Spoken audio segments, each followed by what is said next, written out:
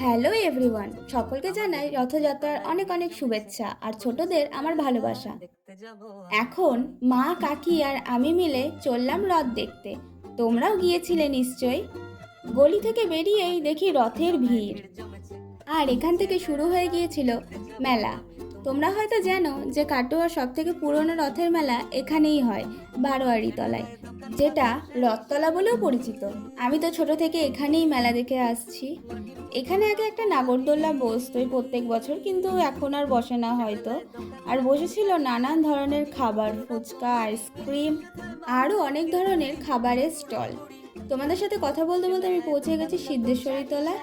আর আমরা যেহেতু গৌরবাড়ি যাবো, তাই রাস্তাতেই বৃষ্টি চলে এসছে। আজকে সারাদিন এরকমই গিয়েছে, তোমরা জানো। তোমরা সকলে গৌর দর্শন করে নাও। জানি না কেন ভিডিওটা এরকম এসছে। আর গৌরবাড়িতে দেখতে পেয়ে গেলাম একটা সুন্দর রথ। আমার ডেকোরেশনটা খুব সুন্দর লেগেছে এই রথটার। আর ভেতরে বসেছিলেন জগন্নাথ, সুভদ্রা, বলরাম, আর সামনে গোপাল সোনা। এখন মা বিপত্তারানীকে তোমরা দর্শন করো। তারপর আমরা চলে এসেছিলাম মেলায়। আর মেলায় আসবো ফুচকা খাবো না, তাই কি হতে পারে কখনো? ফুচকা খাওয়া শেষ করে চলে এসেছি ঘুগনি খেতে। ঘুগনি খেতে খেতে বাড়ি চলে এসেছি।